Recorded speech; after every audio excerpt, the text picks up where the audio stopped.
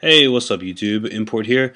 I want to have my first official Player Import update with how I'm doing in Player Imports as of right now. I have completed 2 scrimshaws, both the Rocktail Soup and the Tetsu Armor body.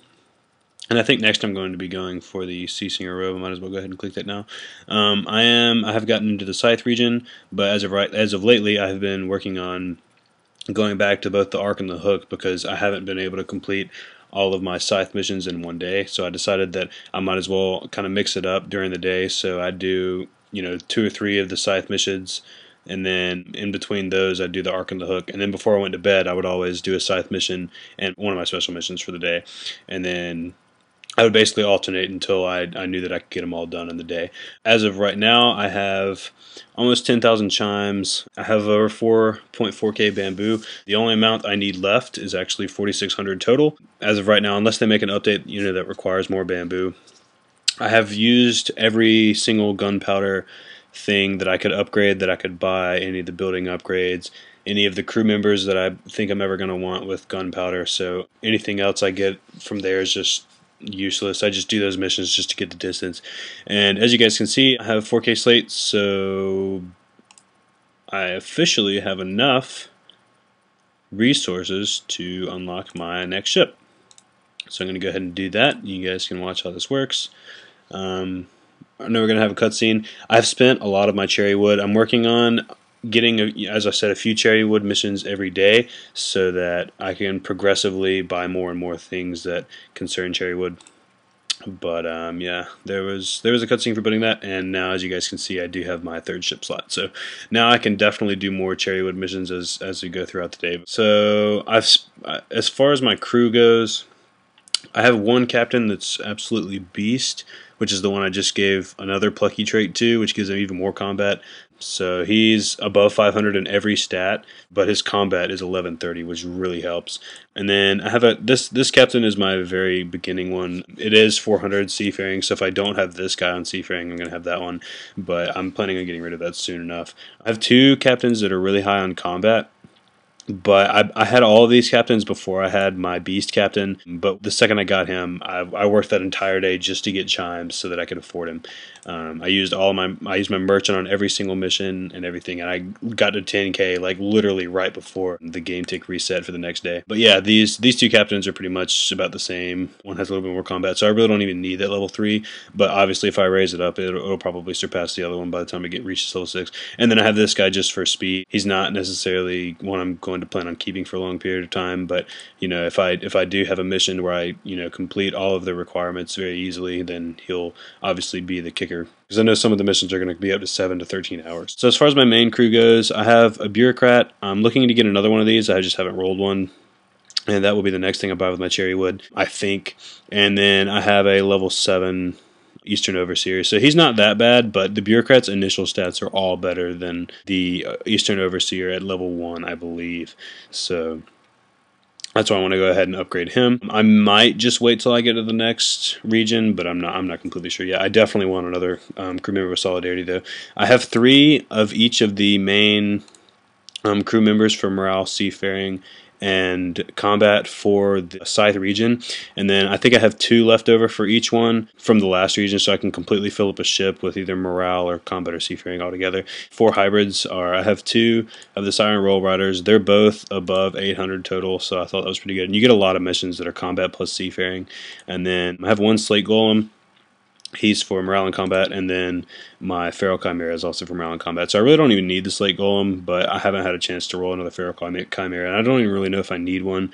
But I really, really need crew member that has Morale and Seafaring, because I get a lot of those missions, and those are really hard to get up, even with someone with Solidarity and a captain that has really good in both stats. So, or I would prefer a captain that had high in both stats as this guy. I mean, he has high in both of them, but if you had 11 or like 700 in each of those, it would be even better. But anyways, so yeah, that's pretty much it for my crew. I mean, I have this guy makes it a little bit faster. I don't get to use him very often. And then I have my Good Fortune Soothsayer just so I can get more randoms. And then I also have a Merchant right here. This is the one from the Hook region, and it increases everything by 20%. I just haven't bothered to spend the cherry wood to upgrade that.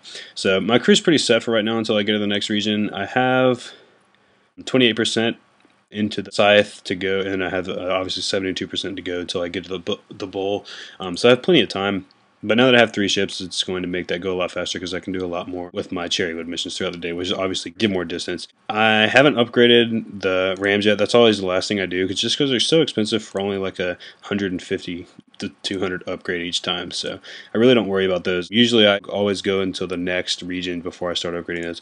As far as the hulls go, I really like upgrading these because they give overall really well. But so far in this region, I've only had upgraded to the storms. I still have the warhull to go, but all of my combat people are really high, so I'm really not too worried about that at the moment. I always upgrade my deck items first generally, depending on the missions I have. I have all 3 of this region's deck items because these count double first of all. So if I unlock this, I'm going to get 2,000 in all of my morale, and then 2,000 on my combat, and 2,000 in seafaring. So I really work to unlock those first because it really is the most beneficial item to have on your thing. And also you can mix and match these, which makes it even better. And then finally I have my rudder. I usually unlock my rudder really quickly too because I help it getting speed in there to try to finish your missions is very beneficial.